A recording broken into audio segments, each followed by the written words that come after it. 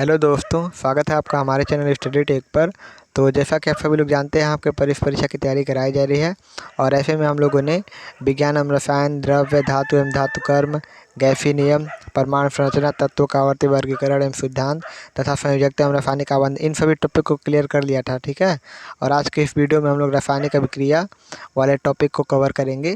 ठीक है। अगर आपने इन सब का वीडियो नहीं देखा है तो जाकर देख लीजिए, इसी चैनल पर आपको मिल जाएगा। ठीक है। तो आज बहुत ही इंपॉर्टेंट क्वेश्चन है और अगर आपको इसका इंग्लिश वर्जन चाहिए, ठीक है, क्योंकि इंग्लिश सबटाइटल लगाने में बहुत समय लग रहा है और आप सभी लोगों को पता होगा कि मैं अब मैथ्स और बायो दोनों का अपलोड करने वाला हूं। ठीक है। तो ऐसे में मुझे बहुत समय लग रहा था इंग्लिश सबटाइटल लगाने में। तो आप सभी लोग क्या कीजिए कि आप लोग चाहें तो इसका इंग्लिश ट्रांसलेट गूगल ट्रांसलेट के माध्यम से कर सकते हैं। कैसे करना है, मान लीजिए आपको इसका स्क्रीनशॉट लेना है। ठीक है। और मैं इसका PDF आपको नीचे दे दूँगा ताकि आप लोग वहाँ से PDF स्क्रीनशॉट ले लें और सीधा गूगल ट्रांसलेट कर सकते हैं। कैसे करना है, तो आपको सीधा स्क्रीनशॉट लेने के बाद यहाँ पर गूगल ट्रांसलेट में आना है और आपको यहाँ पे कैमरे का ऑप्शन मिल जाएगा। ठीक है। तो कैमरे में जैसे ही जाएंगे तो यहाँ पे आपको इंपोर्ट का भी ऑप्शन मिल जाएगा। आप अपने फाइल से जो स्क्रीनशॉट लिए हैं उसको इंपोर्ट करके हिंदी टू इंग्लिश ट्रांसलेट कर सकते हैं। ठीक है। तो मैं इसका PDF आपको नीचे दे दिया हूँ, आप सभी लोग वहाँ से जाके लिंक पर क्लिक करके डाउनलोड कर सकते हैं। तो सबसे पहला क्वेश्चन है, जिस रासायनिक अभिक्रिया में कोई यौगिक गर्म किए जाने पर दो या अधिक भागों में टूट जाता है वह क्या कहलाती है। यानी कि कोई भी केमिकल रिएक्शन होती है, जब हम उसमें यौगिक को गर्म करते हैं तो या दो से अधिक भागों में जब टूट जाता है तो वह क्या कहलाता है। तो इसका राइट आंसर आपका ऑप्शन नंबर सी, उसमें वियोजन कहलाता है। ठीक है। अगला है, ऊष्माक्षेपी अभिक्रिया है जिसमें, यानी कि ऊष्माक्षेपी अभिक्रिया में क्या होता है, तो ऊष्मा का उत्सर्जन होता है। ठीक है। अगला है 2FeCl2 प्लस Cl2 एरो है 2FeCl3 में FeCl2 है। तो इसका जो राइट आंसर हो जाएगा आपका ऑप्शन नंबर बी होगा, अवकारक है। क्योंकि आपने पढ़ा होगा इंटरमीडिएट में, जिसका ऑक्सीकरण होता है उसको हम लोग अवकारक कहते हैं। ठीक है। तो FeCl2 का यहाँ पे क्या हो रहा है, तो ऑक्सीकरण हो रहा है ना, तो इसलिए इसको क्या बोलेंगे, अवकारक बोलेंगे। अगला है 2HgCl2 प्लस FnCl2 एरो है Hg2Cl2 प्लस FnCl4। यह एक अभिक्रिया है किस प्रकार की, तो इसका जो राइट आंसर हो जाएगा आपका ऑप्शन नंबर डी हो जाएगा, उपचयन और अपचयन। ठीक है। यानी कि उपचयन और अपचयन दोनों प्रकार की अभिक्रिया है। अगला है अभिक्रिया NH4Cl प्लस NaNO3 और हीट करने पर क्या है, 2H2O plus N2 plus NaCl एक उदाहरण है। किस तरीके का उदाहरण है, तो इसका राइट आंसर है आपका ऑप्शन नंबर बी, द्विविस्थापन और अपघटन अभिक्रिया का। ठीक है। और इन सभी का जो सोल्यूशन है वो भी आपको PDF में मिल जाएगा। ठीक है। सोल्यूशन मतलब इसका जो ऐसे क्वेश्चन है जिनको सॉल्व करना पड़े उनका सोल्यूशन आपको PDF में मिल जाएगा नीचे। ठीक है। निम्न रासायनिक अभिक्रियाओं में कौन सी योगात्मक अभिक्रिया है, आपको बताना है कि इनमें से कौन सी योगात्मक अभिक्रिया है। तो आप सभी लोग यहाँ पर देख सकते हैं कि आपका ऑप्शन नंबर बी जो है 2Na plus Cl2 is equal to 2NaCl, ये आपकी योगात्मक अभिक्रिया है। ठीक है। अगला है, जब क्यूप्रिक सल्फेट के विलयन में लोहे का टुकड़ा डाला जाता है तो आयरन कॉपर को हटाकर फेरस सल्फेट बनाता है। यह अभिक्रिया क्या कहलाती है। ठीक है। यानी कि जब हम लोग क्यूप्रिक सल्फेट वाले विलयन में, मान लीजिए आपके पास यहाँ पे क्यूप्रिक सल्फेट का विलयन है, इसमें लोहे का एक टुकड़ा डाल देते हैं। ठीक है। लोहे का एक टुकड़ा डाल दिए, तब आयरन कॉपर को हटाकर फेरस सल्फेट बनता है। ठीक है। तो यह अभिक्रिया क्या कहलाती है, तो इसका जो राइट आंसर हो जाएगा आपका ऑप्शन नंबर ए हो जाएगा, प्रतिस्थापन अभिक्रिया।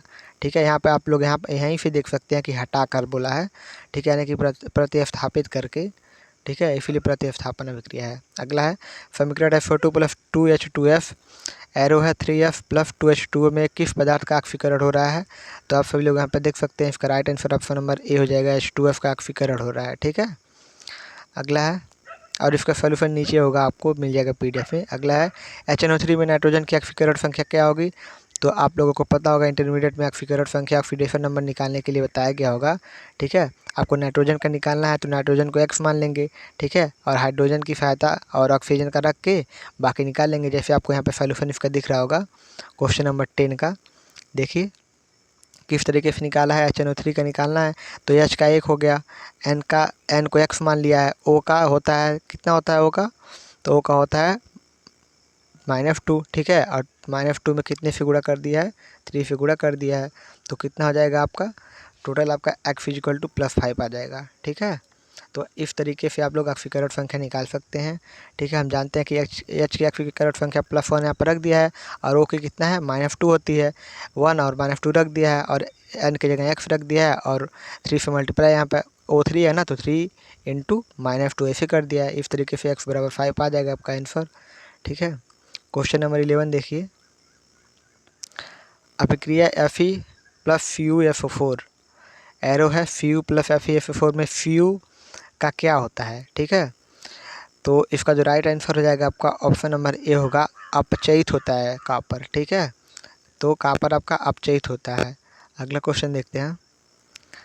2KMnO4 + 5H2C2O4 + 3H2SO4, एरो है 2MnFO4 + 10CO2 + 8H2O + K2SO4 में Mn किस प्रकार की विक्रिया दर्शा रहा है।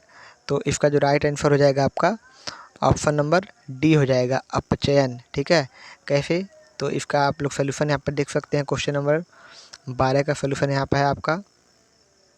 ठीक है, तो सबसे पहले इसमें Mn की जो है ऑक्सीकरण संख्या निकाल लिया है, तो 7 आया है।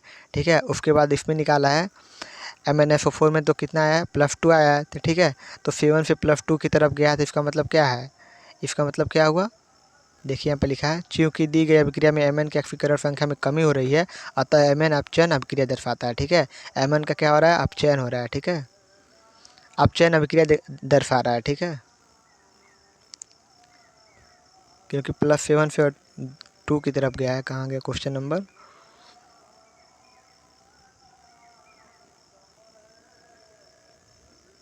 ठीक है, क्वेश्चन नंबर 12 आपका हो गया। इसका राइट आंसर हो जाएगा आपका ऑप्शन नंबर डी, अपचयन। ठीक है, अगला है NH4Cl को गर्म करने पर अमोनिया तथा हाइड्रोजन क्लोराइड गैस बनती है। ठीक है, जो ठंडी होकर दोबारा अमोनियम क्लोराइड बनाती है। यह अभिक्रिया क्या किसका उदाहरण है। ठीक है, NH4Cl को जब आप गर्म करेंगे तो सबसे पहले वह अमोनिया और हाइड्रोजन क्लोराइड गैस बनेगा, उसके बाद फिर से ठंडा होकर अमोनियम क्लोराइड यानी कि NH4Cl बनेगा। ठीक है, यह अभिक्रिया आपकी क्या किसका उदाहरण है, तो इसका राइट आंसर आपका ऑप्शन नंबर डी, उसमें वियोजन का उदाहरण है। ठीक है, अगला क्वेश्चन देखते हैं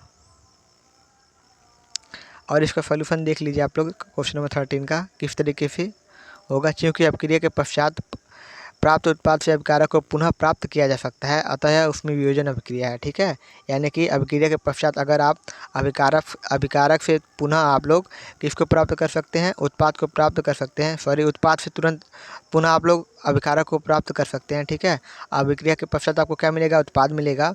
इसे अगर आप फिर से अभिकारक को प्राप्त कर सकते हैं, ठीक है, तो आपको इस अभिक्रिया को क्या बोलना है, उसमें वियोजन बोलते हैं। ठीक है, आपने इंटरमीडिएट में इसको पढ़ा होगा। अगला है, जैसे इस वाले एग्जाम्पल में आपका क्या था, NH4Cl को गर्म किए हैं, तो सबसे पहले क्या बनेगा, हाइड्रोजन क्लोराइड और क्या बनेगा, अमोनिया बनेगा। ठीक है, अब इसके बाद ये क्या बनेगा, ठंडा होके क्या बनता है, अमोनियम क्लोराइड बन जाता है ना। यानी कि अब फिर से आपका पुनः प्राप्त हो गया, उत्पाद से पुनः आपका रिएक्टेंट प्राप्त हो गया, यानी कि अभिकारक प्राप्त हो गया। तो इस प्रकार की अभिक्रिया क्या कहलाती है, उसमें वियोजन की अभिक्रिया कहलाती है। ठीक है, अगला, निम्न में से कौन सा ऑक्सीकरण तथा अवकरण में समान व्यवहार करता है।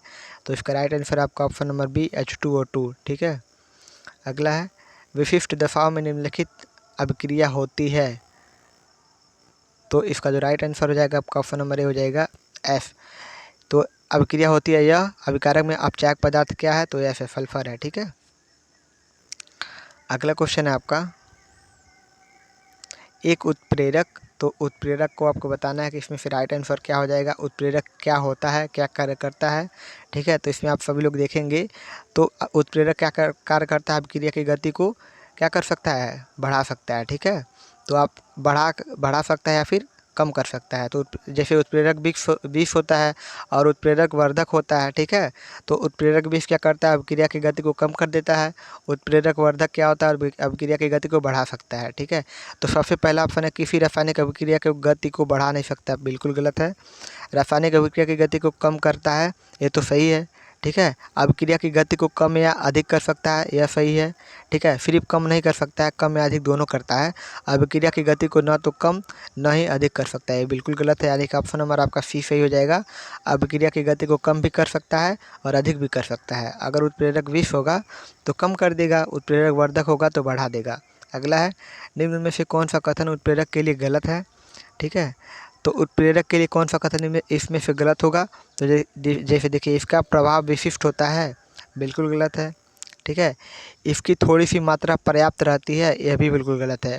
ठीक है, यह किसी क्रिया की गति को परिवर्तित करता है, बिल्कुल गलत है। किसी भी क्रिया की गति को परिवर्तित नहीं करता है, क्या करता है? अभिक्रिया की गति को कम या अधिक कर सकता है। ठीक है, तो इसका राइट आंसर क्या हो जाएगा? यह साम्यावस्था को बदलता है। 17 का ऑप्शन नंबर बी।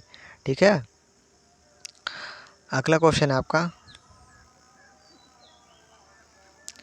निम्नलिखित में से किस प्रक्रम में प्लेटिनम का उपयोग उत्प्रेरक के रूप में होता है? यानी कि पीटी आपने देखा होगा, प्लेटिनम का उपयोग कहाँ पर होता है उत्प्रेरक के रूप में?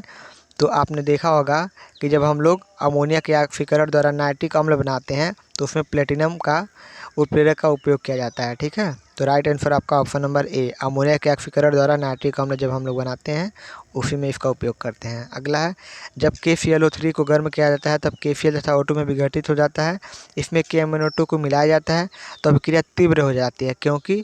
तो इसका राइट आंसर हो जाएगा आपका ऑप्शन नंबर डी, MnO2 का एक उत्प्रेरक के रूप में कार्य करता है। ठीक है, यानी कि MnO2 क्या करता है? तो उत्प्रेरक के रूप में कार्य करता है, और उत्प्रेरक करता क्या है आपका? तो अभिक्रिया की गति को बढ़ा सकता है या फिर घटा सकता है। तो MnO2 आपका उत्प्रेरक विष तो है नहीं, उत्प्रेरक वर्धक है, इसीलिए अभिक्रिया की गति को तीव्र कर दिया है। ठीक है, यानी कि MnO2 क्या कर रहा है? उत्प्रेरक के रूप में कार्य कर रहा है। ठीक है, अगला, जब उत्प्रेरक व अभिकारक भिन्न भिन्न अवस्थाओं में होते हैं तो उत्प्रेरण होगा।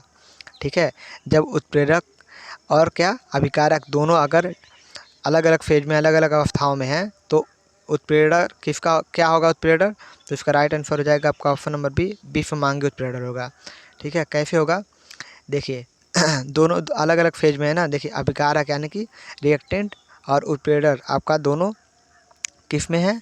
अलग अलग फेज में। मान लीजिए यह गैस में हो गया और यह सॉलिड में हो गया। ठीक है, मान लीजिए आपका सॉलिड में हो गया तो यह आपका गैस में हो गया, मान लीजिए आपका लिक्विड में हो गया तो आपका गैस में हो गया, अलग अलग फेज में है। तो ऐसे उत्प्रेरण को क्या कहते हैं? विषमांगी उत्प्रेरण कहते हैं। ठीक है, होमोजीनियस और हेट्रोजीनियस आपने पढ़ा होगा, इंग्लिश वालों के लिए है। अगला है, तो आप बस यहीं तक था क्वेश्चन। ठीक है, यह आपका सोल्यूशन यहाँ से स्टार्ट हो जाता है, तीसरे का, चौथे का, सातवें का। तो ऐसे करके आप सभी लोग इसको सॉल्व कर सकते हैं, और मैंने आप इसका आंसर बता दिया है। ठीक है, और आप सभी लोग इसको PDF का इसका डाउनलोड कर सकते हैं नीचे डिस्क्रिप्शन बॉक्स में। तो आज की वीडियो में बस इतना रहने देते हैं। अगली वीडियो में हम लोग देखेंगे रासायनिक गणनाएँ, जो अगला टॉपिक है। ठीक है, अगर आपको वीडियो अच्छी लगे तो वीडियो को लाइक करें और आपके जितने भी फ्रेंड्स हैं उनके साथ शेयर करें। तो मिलते हैं आपसे अगली वीडियो में। Thank you so much.